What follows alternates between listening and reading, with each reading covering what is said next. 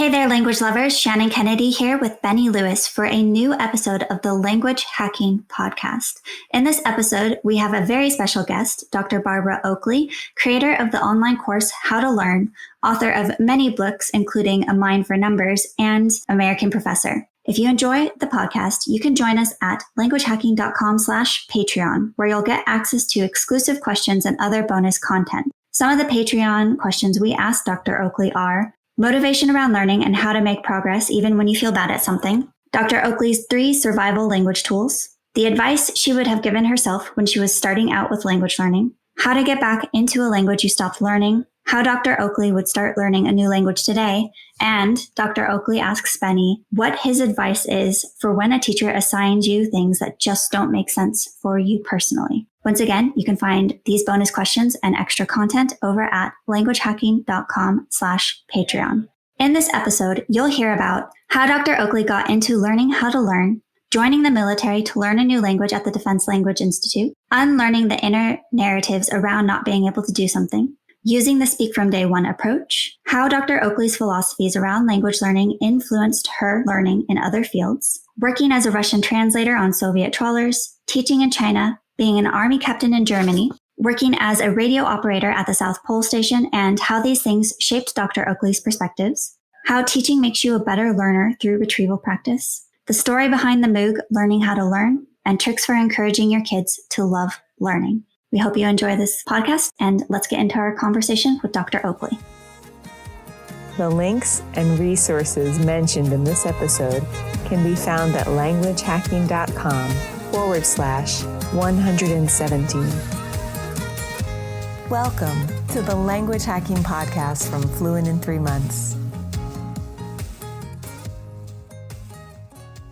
Hello, everybody, and welcome to another episode of the Language Hacking Podcast. I am so excited for our guest today. Barbara Oakley is very well known for her huge MOOC of Learning How to Learn. A lot of you guys have actually found me through that course that she gave. And she's published multiple books on learning how to learn, on Mind for Numbers, Mindshift. She's an American professor of engineering, and she's done a host of things in her life. Very interesting person to talk to about the experience of learning in general. And that's why we wanted to have her on the podcast. So Barbara, thank you so much for joining us. Oh, well, it's such a pleasure to be here. And you neglected to say, I'm simulating being a professor of engineering. So, but people seem to be, be taken in, so I can't complain. That's what life is all about. Fake it till you make it is what I always say. Yeah. So I'd love to hear from your perspective. How did your career move towards this concept of improving learning itself? Because it's such an interesting thing to talk about, because learning is such a big part of education, but I never learned how to learn in school, So how did this interest come about for you? Oh, it was completely by accident. So I always try to follow interesting questions. So my sister was shall we say, a troubled individual. And so I had always wondered, how could she sort of be honest to your face, but then do things that were really unpleasant for my parents. And she was a very duplicitous person. And I was like, how can somebody be like that? And you can't go and Google up mean people, because it's that's not in the scientific directory. But I really wanted to try to understand how a person could not be a psychopath, but just kind of a mean person. And so I actually sat there for 6 years working on what turned into the book Evil Genes. It has a tongue-in-cheek title, Evil Genes, Why Rome Fell, Hitler Rose, Enron Failed, and My Sister Stole My Mother's Boyfriend. And that allowed me to take a deep dive from an sort of a high-level academic perspective into what's going on in the fields of psychology, in genetics, in cognitive psychology and neuroscience, and look at all of these fields with a kind of a outsider's perspective, but still from a very high academic level, because I was a professor of engineering. And you're wondering, what the heck does this have to do with learning how to learn? So ultimately, I published the book, and it gave me a great deal of insight, particularly into cognitive processes, what we know of them, of the pitfalls and the gaps within fields and between fields. So, for example, the concept of malignant narcissism was a big one in psychology, but there was absolutely zero scientific foundation. No scientific papers published on this. So I was able to get a grip on what was going on in these fields and feel confident that there were big gaps. And so then later, when one of my students once asked me, well, how did you go from a person who absolutely hated math and science to becoming a professor of engineering? How did you do that?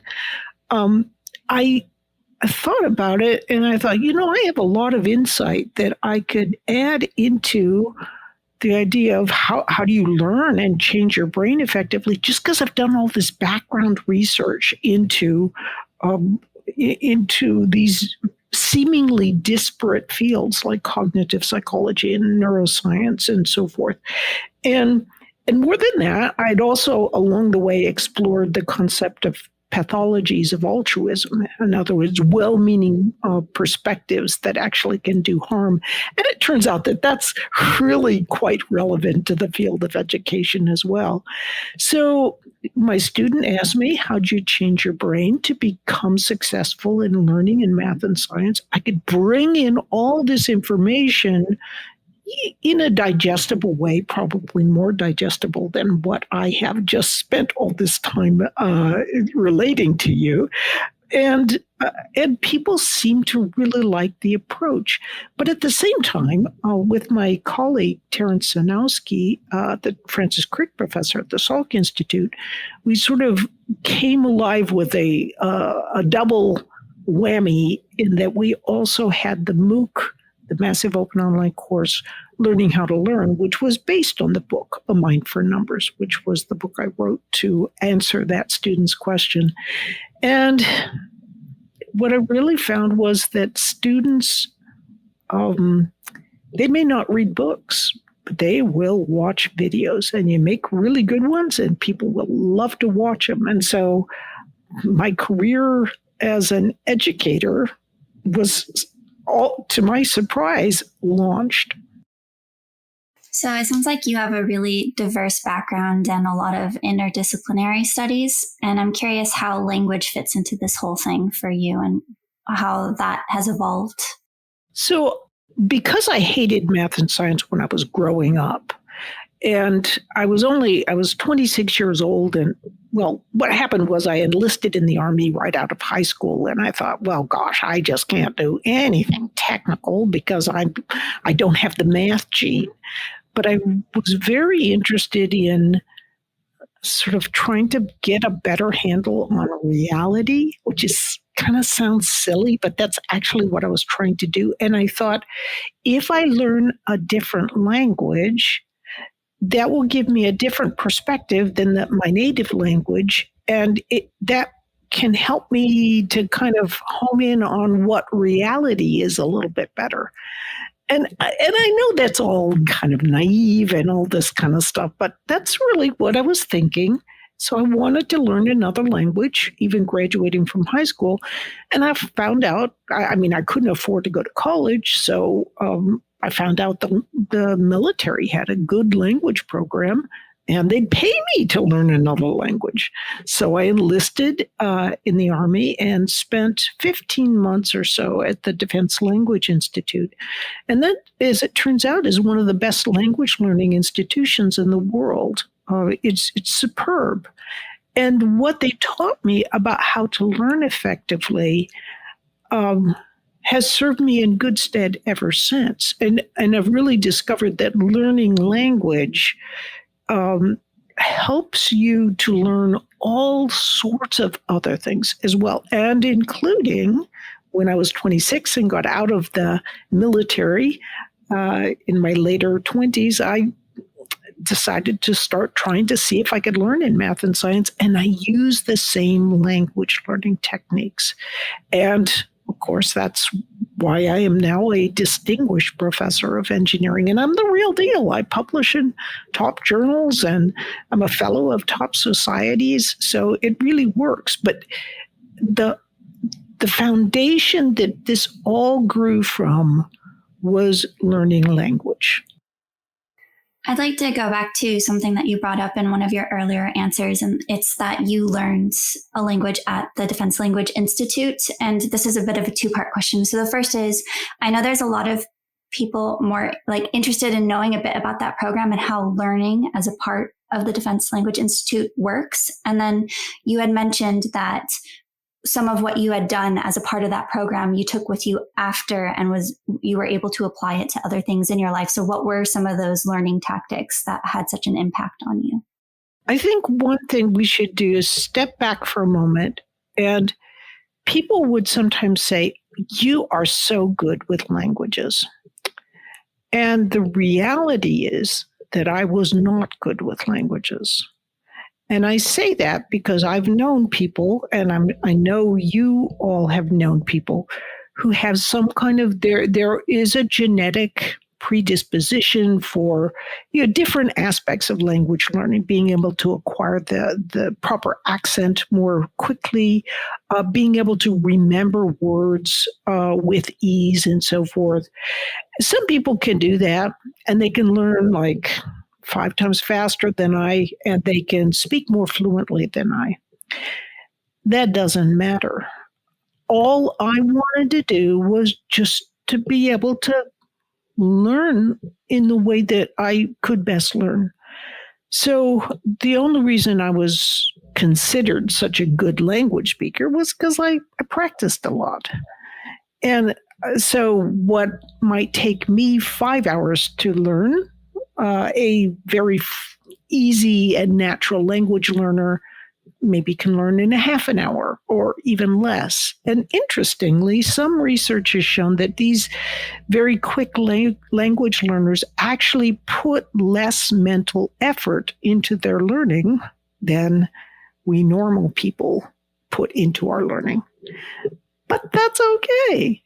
So the thing is, with plenty of practice, it just actually, the more you practice, the more you start enjoying that practice, and really kind of, and you find that in some ways, even with those very fluent language learners, you're actually learning it more deeply because of that practice. So the bottom line to me is, no matter how good or bad you are, if you put some time in for practice, that's going to make just an enormous difference in your long-term success with the language. And I really like how Benny has approached language learning in the idea of just dive in and speak with people, because that I can't really put my finger on exactly what's going on neuroscientifically, but is it embarrassment? Is it the fact that you're making, I mean, there is really good evidence that if you make eye contact with someone and they are responding to you, you get a lot of pleasure from that. It actually releases this dopamine and so forth. So I think Benny's approach is just a great one of try to, everybody's got different approaches. Yes, we some of us do like to stick to our flashcards and really get the grammar down and all that kind of stuff. But if you can, the more you can kind of inch towards Benny's approach of also speaking with people. But I've got a question for you, Benny. Here's my challenge. So I'm trying to keep up on my Russian, and also learned some Spanish because our new granddaughter is going to be bilingual. Her father's Chilean and our son-in-law is Chilean. I want to make appointments with italki and talk with people. But my challenge is that then they will say, you should just memorize all the words that we talked about today and make sure you get that and practice with the verb conjugations on the future. And so by the time I get done with a nice half an hour or 45-minute conversation, they've just given me, 4 or 5 hours of practice assignment to do that week. And I can't do that because I just don't have it in my schedule. So what do I do? Well, my answer to that is when it comes to teachers, if a teacher is assigning me things that are just not practical, or if I don't mesh with their teaching style, I am very ruthless in just saying that teacher is wasting my time, and I will cancel with that teacher and I'll find somebody else. Because if a teacher is assigning me a lot of homework, like I'm like you, I don't really have the time to set aside for homework that a teacher is assigning for me. I will try to carve the time to do my own language studies, but my learning technique is that I just don't jive well with somebody else assigning me a lot of things to do. So if I find I've got a teacher who is expecting a lot of homework from me, then I'm just not going to see that teacher anymore. And this is kind of like part of my philosophy is I will test things out and I will be very ruthless in cutting out the weeds, because this well-intentioned teacher may well be the perfect teacher for somebody else, but they aren't for me. So cancel, find another teacher. And I'll try to communicate it as well as I can that I can't really take on homework assignments. So you want a teacher that's giving you the best bang for your buck for the half hour or the hour that you're with them. And if your time is limited elsewhere, then unfortunately that means that they are relying too much on you to have a lot of free time. So they are not a good teacher for you. Very simple. To expand on what you're getting into there, I am curious to hear how your philosophy with learning languages has influenced other things, because I kind of came from the reverse. I came from being pretty naturally adept at mathematics and science and then struggling to get into languages. Whereas for you, the languages kind of inspired you to then think, well, maybe I am good at all of these technical subjects. How did you breach that gap from getting then from languages to using what you've learned in acquiring languages to help you with other skills in life? A big motivator for me was that when I went to get out of the Army at age 26, I had a bachelor's degree in Slavic languages and literature and nothing else. And all of my colleagues, they were West Point engineers, and they were easily finding jobs. So a big push for me was, hey, do you want to get some kind of interesting career?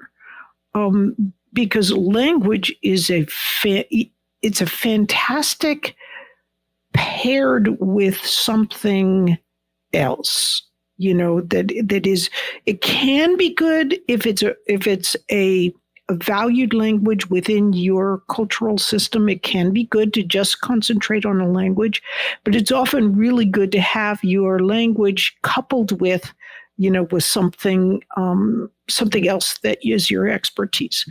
So I could clearly see that my colleagues with a technical expertise were getting jobs just as easy as can be. So, it wasn't like I had this, I am going to go off and I'm going to study engineering because I just love it. It's so beautiful. It's technical and it's just me. That wasn't it. It was like, I want to get a job. I want to get a decent job.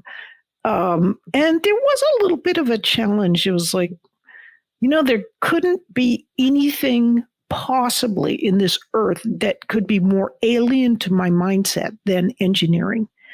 Because I was like, I'm artistic. I'm a literature sort. I don't do that numbers kind of thing. And so then it became almost like, wow, it's a backhanded challenge for me. But what was it about that language study that I was able to bring over to help me be successful? Now, remember, when I made that leap, it was because I felt like I was being pushed, not because I wanted to jump. And so I was like, can I be successful? I don't know if I can be successful. But what I had going for me was like learning verb conjugations. How do you learn verb conjugations? I mean, really learn them, not just sort of, oh yeah, you memorized how to do it. You do interleaved practice in a great variety of situations.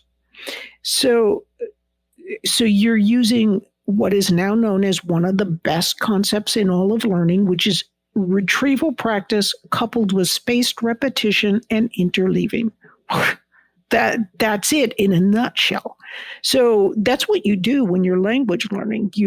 Whether you're learning it in school or you're trying to just learn it on the fly, talking with others and picking it up from books and so forth, you're remembering words.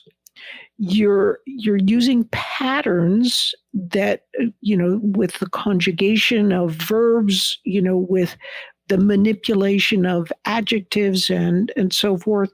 So you're learning patterns, and you're having to kind of mix them all up on the fly, so you don't know what's going to come where. That's a lot like problem solving in engineering. You've got a pattern. You know what the pattern is. You don't know how it's exactly going to appear in a problem that you're posed with, but hey, you've got this certain distribution. Is it going to be the geometric, the binomial, the negative binomial? Which distribution do you pick? It's like, which verb conjugation do you pick? And then how do you apply it within that particular problem? That is, how do you say it in a sentence in Spanish? So, I mean, fundamentally, many of the ideas between good language learning and good learning in the technical fields are quite similar. If you enjoy the Language Hacking Podcast, then you will absolutely love our Patreon. Joining us on Patreon gets you access to extended episodes with bonus questions and behind-the-scenes conversations with our guests, as well as loads of other content. You can ask Benny, Elizabeth, and I any questions you want answered, and we'll record them in exclusive monthly episodes. You get access to my personal study templates so that you'll have a focused and structured way to learn. There's a new template every month, and you will get up to 50% off any of the Fluent in 3 Months courses. So you can learn more over at patreon.com/languagehacking, and we hope to see you there.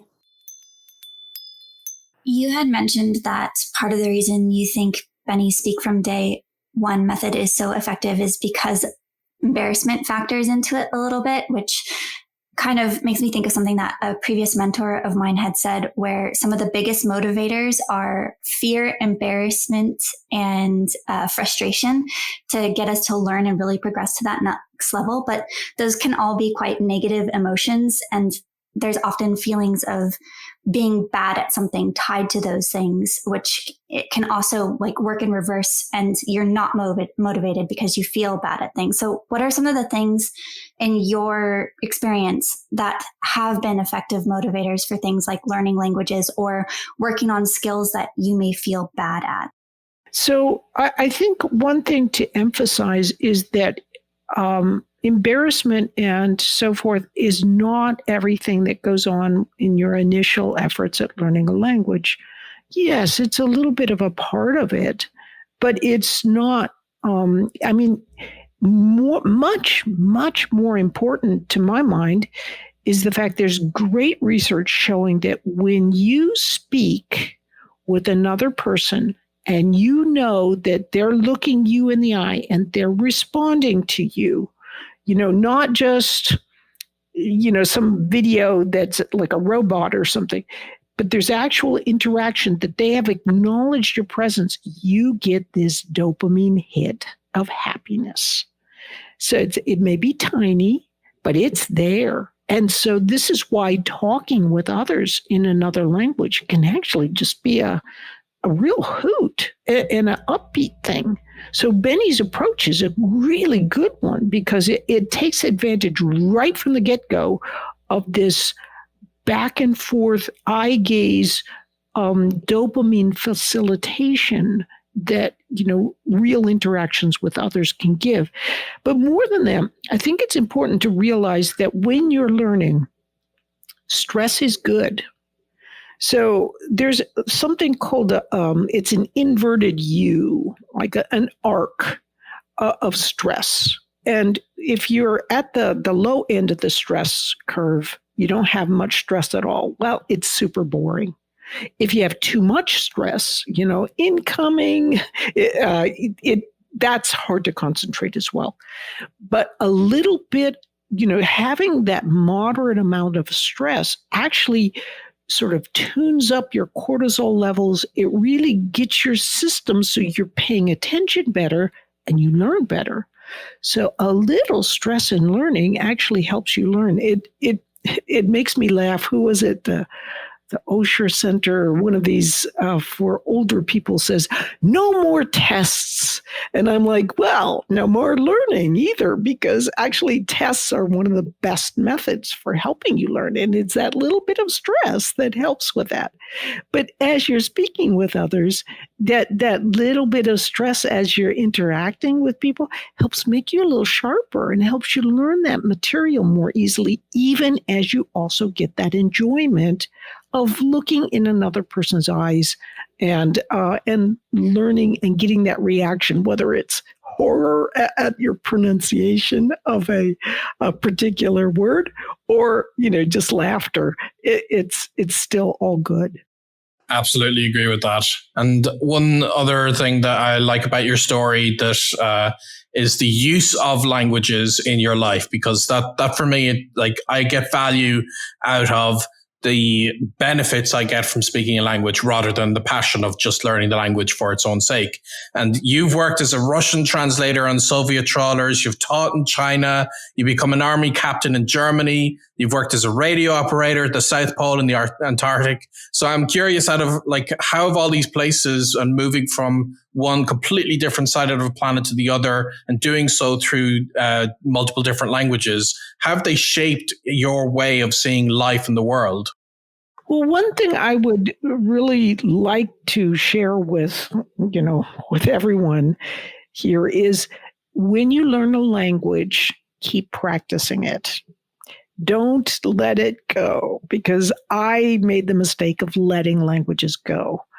And that you can work so hard, and it really doesn't take much each day or a little bit each week to just keep that language up. And that's one thing I regret, is not keeping languages up. Yes, I can still swear very well in Russian and get around quite nicely when necessary. Thank you very much. But it's one thing that I am really happy about is that going around the world, working in these different places, having these different jobs and so forth, gives me, I'm a much, much better teacher as a consequence. And I'm a much better colleague as a consequence.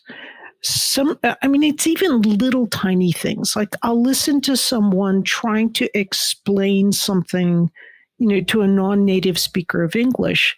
And I'm like, if I was a non-native speaker of English, I would be lost at your explanation and even at how you're trying to phrase things in English. And you pick up a lot when you're learning foreign languages, because in some sense, you're the fool. I still remember there's a cognitive lag when you are speaking a language that is not your native language. So you have, no matter how, you had to be really pretty quick, and that's rather rare. Mostly there's a little bit, even if you are thinking in that second language, you're thinking a little bit more slowly. If you're reading in that second language, you're reading a little bit more slowly.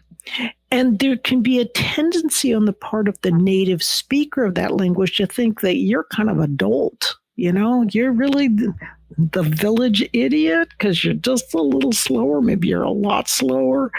And you don't really realize how easy it is to fall into that mindset of, they're a little slower, and it has nothing to do with their actual intelligence. It's just that their cognitive processing load on that with that additional languages. And so, especially if you're a teacher or you work with people from many parts of the world, gosh, it's just so helpful. It doesn't matter what other language you might have learned. You're going to be able to work with and be a nicer colleague and teacher just because of those experiences that you yourself have had of not being perceived as the brightest bulb in the world. So speaking of teaching, you have a lot of experience as an educator, and I've found from personal experience that one of the best ways for me to really check to make sure that I understand something or to really make a piece of knowledge my own is by teaching it. So have you found that teaching has made you a better learner, and in what ways? Oh, I think so. And pretty much, I think most teachers have this experience. And if you really want to get down to it, what teaching does is it forces you to retrieve key ideas. So it's retrieval practice, and to share them with others. So you have to kind of encapsulate and find ways to simply convey the ideas you're trying to convey. So teaching is a marvelous tool that just reiterates why retrieval practice, that is, pulling something from your own memory, is good. But it's also, it's a lot more fun than just sitting there staring at a bunch of flashcards, pulling things from memory. And also, you can never predict what the questions are going to be from your students, and those will also help keep you on your toes. So the Learning How to Learn MOOC has become one of the most successful online courses in the history of the internet, essentially. And I'm really curious to hear the story behind that. Like, how did you decide you were going to put this course online? Because you said initially that video was something that you knew was going to be effective in getting a message across. So why not just upload it to YouTube? Like, what made you decide you were going to do this massive online course? And why do you think, what do you think was the reasons that it became as successful as it did? Well, if you think about it, you can write a book and you can load it online, and no one will ever really look at it. And I don't care how good it is. So I guess I come from a history of publishing, over many years. So my bias when it comes to online learning is a bias that's shaped by the world of book publishing. You don't just put your stuff out there, because if you do, you're going to put a lot of work into it and it's going to be ignored. So I had volunteered for 5 years in an inner urban school district, Pontiac, and I'd seen there that the kids were incredible. They were marvelous kids. The system, on the other hand, was, let's just say it was not the best. And what I wanted to do was to help create materials that could help these kids learn effectively, because they were not going to hear it from their teachers or from the school system or anything like that. If I wrote a book, and I did, I wrote, A Mind for Numbers, it would go out, but it would really only capture the tiniest portion of people who were, already in a position where they could buy a book, where they could even hear about it and so forth. But I thought, wow, if just around that time, massive open online courses were coming out. And I thought, wow, if we created videos about this, it would be, we could really convey these ideas in a very easy to understand way. And I had met Terry Sinowski. I'd given a presentation on pathological altruism for the proceedings of the National Academy of Sciences. So I mentioned to Terry that he wrote the foreword for the book, that maybe we should do a massive open online course. And he was like, okay, that'll be easy. We'll just go to University of California, San Diego, because I have a joint appointment there, and we'll teach the course. Well, it was not easy because UC San Diego was like, we'll do a course with you, Terry, but who the heck is she? She's not from our university. She's, some Midwestern, university, and it's not us. And so anyway, Terry worked his magic and spoke with the one of the founders of Coursera, Daphne Koller. And next thing you know, I got this email, and they'd open things up for me and get started on the course. And then I was like, oh my gosh, what do we do? I felt like, they always say, what does the dog do when the dog catches the car after running after it? I felt like the dog that had caught the car. So I thought, well, I think I really want to use a green screen approach. In other words, you can put any background you want if you film in front of a green screen. And I didn't realize that was considered more technical. And so I was like, I didn't know, and I didn't know anything about, video or anything like that. And so I didn't know it was supposed to be more difficult. And spent about 9 months just working my backside off. Terry filmed his portions at the Salk Institute. I did almost all the editing for the course, and and I just made it to make me happy. And I remember my husband and looking at me, and we're looking at each other because he was the man behind the camera and kind of making it all unfold, from that perspective. And we just looked at each other and we're like, why are we even doing this? It was like 9 months of crazy 14-hour days editing video and filming and so forth. We didn't even know if anybody was ever going to watch it. So I'm still just shocked that it became so popular. But it was really a labor of love. It was all made, just the one little aside I have to give. So the worst professor I ever had, he was absolutely horrible. And he was teaching grad school, he's doing a derivative, and he boxed himself into a corner, made huge mistakes, and he was trying to figure out what was going on. And so us, the students in the front of the classroom were like, started talking about a television show. Well, of course, for me, I'm a very serious student. I never watched television, but these students in the front were talking about their television show, and the professor whirls around and he crosses his arms and he goes, I never watched television. And I thought, oh gosh, I got to start watching television, because I don't want to turn out like that.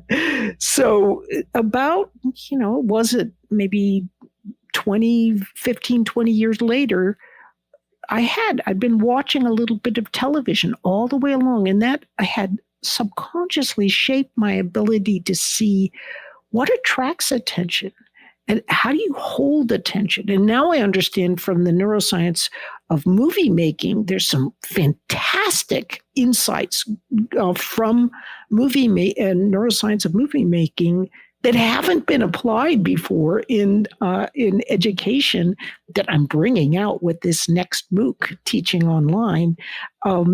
That there's lots of little tricks that you use to keep people's attention, and so anyway, I kind of used a lot of those tricks I'd subconsciously picked up over the years.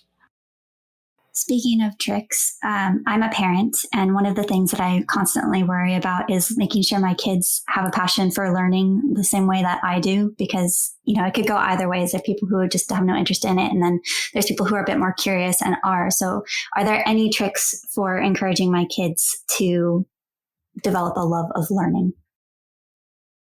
I'm sure that there's a zillion things that I did over the years that were subconscious.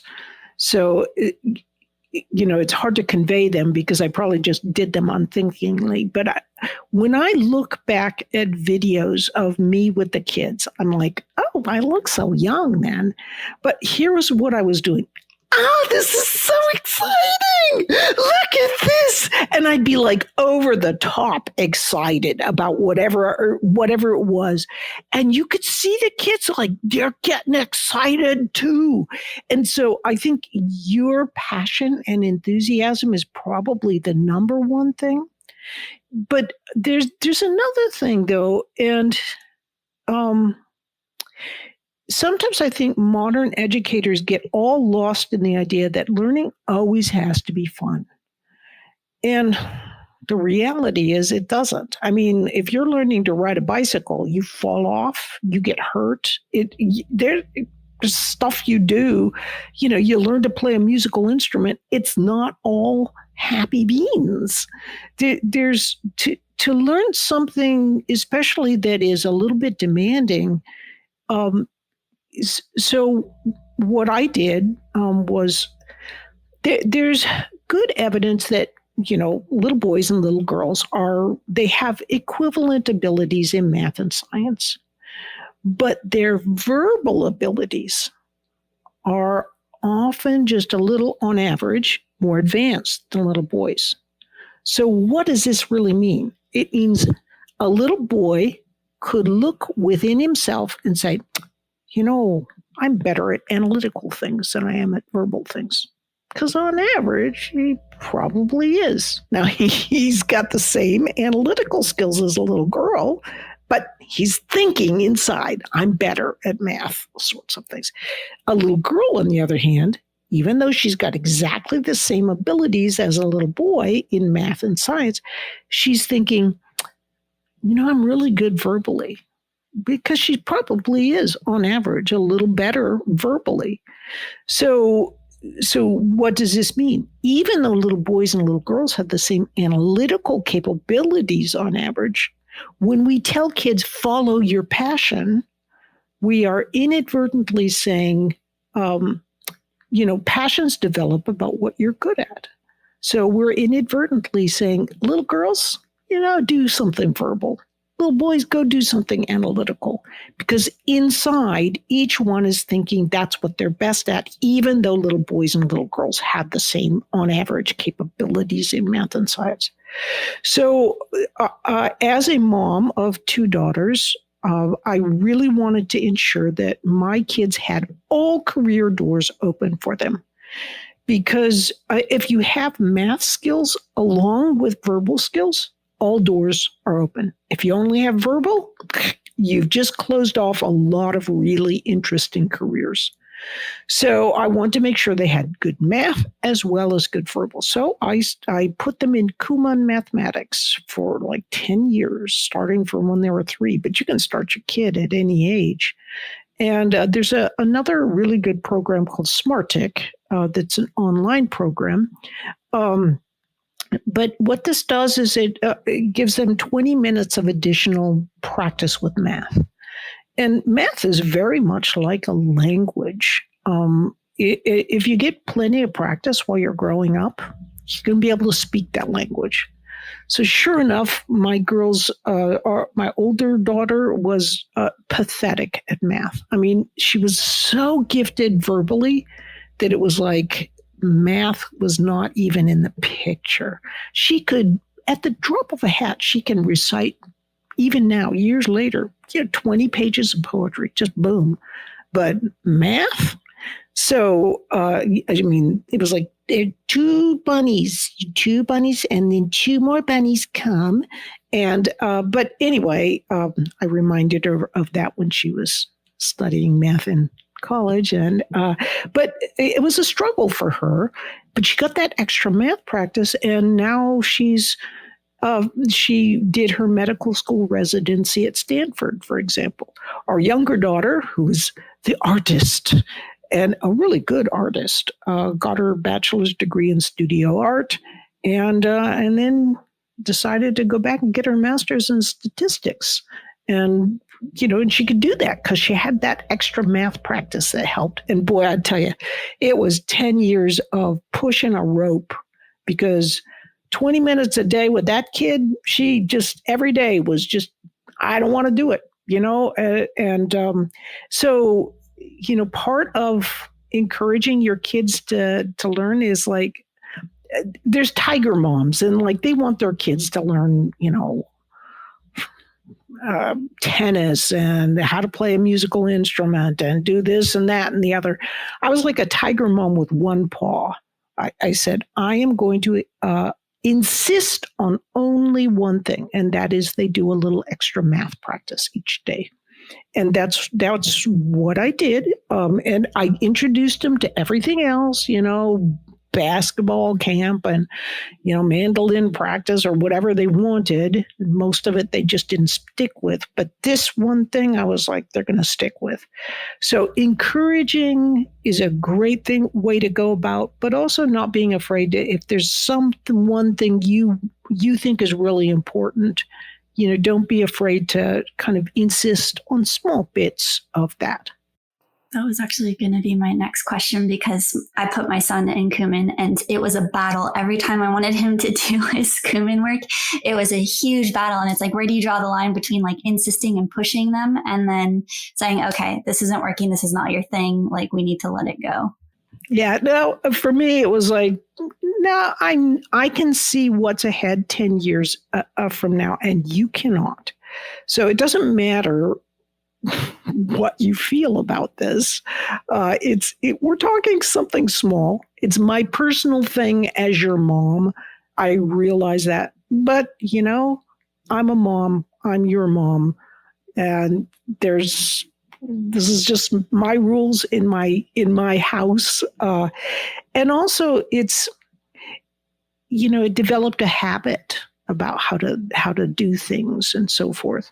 So yeah, was it 10 years of often frustration and so forth? But boy, yeah, it was. But the end was just marvelous, because it turned out that she had picked up a lot even though during the time she would swear that it was not something that she liked or wanted to do or whatever, foist on anyone else. But now she's really great. And you know what they give me a bad time about? They're like, so why didn't you also do this with a musical instrument? So you can't win for losing.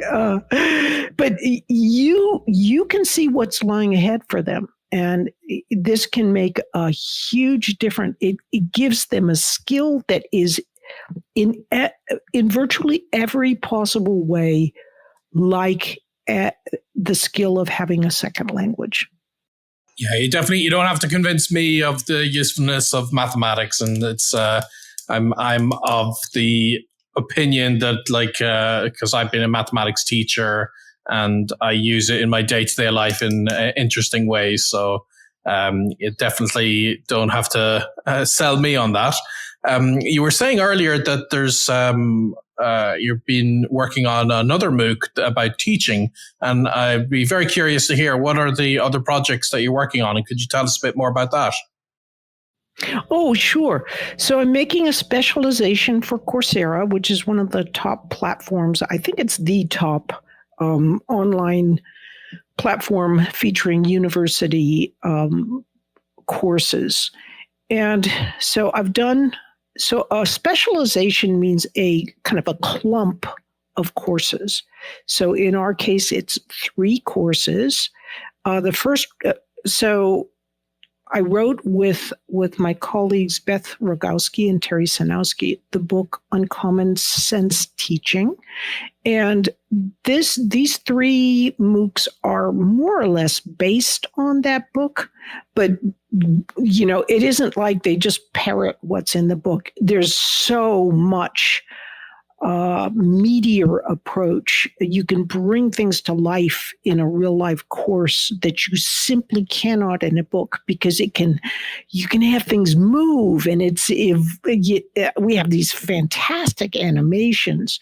So the first 2 are courses are done. They teach about things like what's the difference between the declarative hippocampal system and the procedural basal ganglia system. And I know you're going, oh, well, that sounds super boring. But it actually has a tremendous influence on how well you can learn a foreign language. And the difference is, most of our memorization, like if you're memorizing verb lists, and you're retrieving them, it's declarative sets of facts. So by declarative, that means it's kind of through the hippocampus, and it gets placed in memory, and you can pull it back out of memory.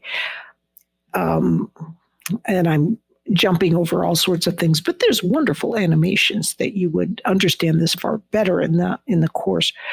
But procedural learning is when you know something so well that you don't even understand how you know it, and you can't explain how you do it, and you can do it without even thinking about it. That's how we speak foreign languages. It's also how we hit a baseball. It's how we solve a Rubik's Cube. It's how we get those intuitive flashes when we're solving equations. So understanding these 2 different systems can help you be a better language learner, and also help you better understand how learning takes place in general. But the last MOOC, the one I'm working on now, is it's like the pièce de résistance. It's just it puts everything together in terms of schemas, that is, frameworks of long-term memory, and how that shapes our identity, and how we can start shifting our identity. So if you're looking to shift yourself as a language learner, you can start with that MOOC or that course, and that would really help you to get a much better handle on how to start shifting yourself. Interestingly, we feature Audrey Lawrence, who is severely dyslexic. She was an interior designer and was absolutely convinced she couldn't learn anything new, in particular because she was severely dyslexic. And she took the course Learning How to Learn. And do you know that she is now the star and producer of her own television show on PBS? And she came out and filmed me with setting up the camera, putting everything all together. It's just amazing how you can change if you change, gradually, step by step, your identity. One of the questions that we always ask our guests, given that this is the Language Hacking Podcast, is what is your definition of language hacking? Well, I guess listening to Benny. I read Benny's emails, and when I have the chance, I really like to listen, because sometimes you just need to have inspiration to keep yourself going. And what was it? I think it was Zig Ziglar, the famous salesman, who said something like, you have to take a shower every day because you get dirty, and you have to, you need something, your motivation can wash away as well. And so you need to kind of do something to also help refresh your motivation, and do that on a daily basis. So I think listening to Benny and reading his really upbeat and, insightful emails just helps keep me fresh and you can do it. You can keep doing it, even if it's only 5 minutes a day. You don't have to be some brilliant, perfect language learner. And so that's my definition of language hacking. I really appreciate that. Very kind of you. Thank you so much. Oh, thank you. Okay. So thank you once again. This has been an absolutely fascinating chat. We'll let you know when it's going live. I'm catching up. I've been traveling nonstop for the last month or so I'm recording a bunch of episodes in the next few days. So we'll let you know when this is going live, probably within the next month or two. And as always, feel free to reach out to me if you want to partner on anything. I love working with you. Oh, I love everything you do. So I will keep that in mind. I'm working on the next specialization, which relates to critical thinking. So, all I can say is it's going to be a pleasure to tout this recording, and I love your work. Excellent stuff. Thank you once again, and to everybody listening, I wish you all a very happy language learning. Happy language learning.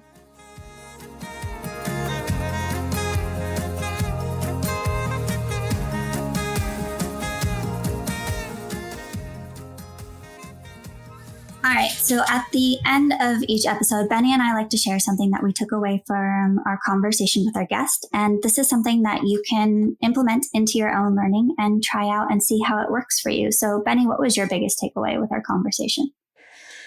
There were loads of great takeaways, but one that I really appreciated that she said was that a lot of the times the reason we don't tend to be successful in big goals in our lives is that we have an actual association with our personality that I am not the kind of person that does this. And it's very difficult to make that. You can't flick a switch to suddenly decide I'm going to be a good language learner today. And it's the same for many other things. You can't flick a switch to decide I'm going to be the kind of person that has a healthy lifestyle. What you can do is you can do a tiny bit by tiny bit and decide, okay, maybe I'm not a great language learner, but I can decide I'm going to learn one new vocabulary term today. And you can take pride in that.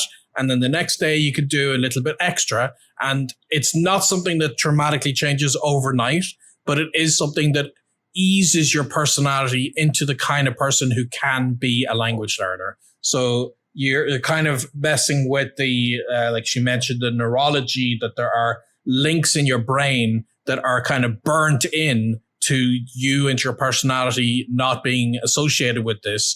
And you cannot overnight change that, but you can move it in the direction to make you the kind of person who is successful at this new thing you want to do in life, as long as every single day you make an achievable way towards that goal. So I really like that. And then another thing she said that I really liked was that she appreciated my speak from day one approach as one of the advantages is that more emotional eye contact that you make, that you get a certain dopamine kick from it. And I didn't even think about that it is a huge advantage that when we tend to learn languages in non-spoken situations, you're exposed to the book, you're listening to things which have their own advantages, but you completely lose that personal connection. So you don't get the same dopamine kick you do, even if it's a video call, just that eye contact with an actual human. And you have to work through your nerves to get through there, but you can indeed push through. And I like that explanation that you're actually getting the dopamine kick from true human contact, which is another advantage of Speak from Day One. What about you? Did you have any big takeaways yourself? I think my big takeaway was similar to your first one, and it's that we're taught to develop our passions based out of the things that we're good at, and it can create a lot of missed opportunity because your greatest passion could be something that you actually had to work at and really earn. And this is something that I've seen a lot in music, where there's this belief that there's a lot of importance in natural talent, whereas I've found in my personal experience that hard work surpasses natural talent 100% of the time, because with natural talent, what ends up happening is that person gets lazy. They're like, oh, I'm good at this. I don't have to work on it. And so they just assume that they're just going to continue to be naturally talented. Whereas the people who put in the consistent work day to day actually end up being better than those with natural talent. That's not to say that if you have natural talent and you put the work in that you're not going to be great, because you can, but there's just this fallacy that if you don't have a talent for something naturally, that you're never going to succeed at it. And that's not true. Consistent work outweighs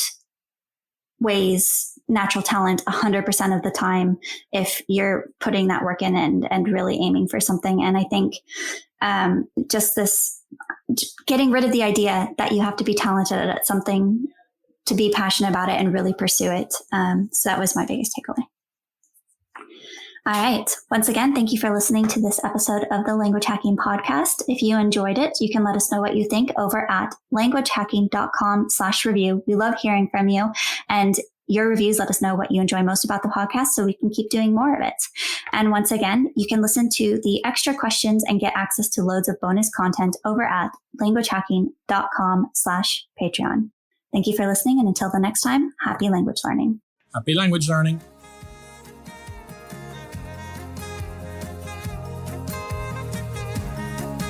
We hope you enjoyed this episode of the Language Hacking Podcast. Subscribe on Apple Podcasts, Stitcher, Spotify, or wherever you get your podcasts. If you found this episode valuable and want to help us out, please leave us a review at languagehacking.com/review. The Language Hacking Podcast is presented by Benny Lewis, Shannon Kennedy, and Elizabeth Bruckner, and produced by Alice Semino, with special thanks to the Fluent in 3 Months team. The theme music was written and performed by Shannon Kennedy. Find the show notes at languagehacking.com/podcast. Thanks for listening and happy language learning.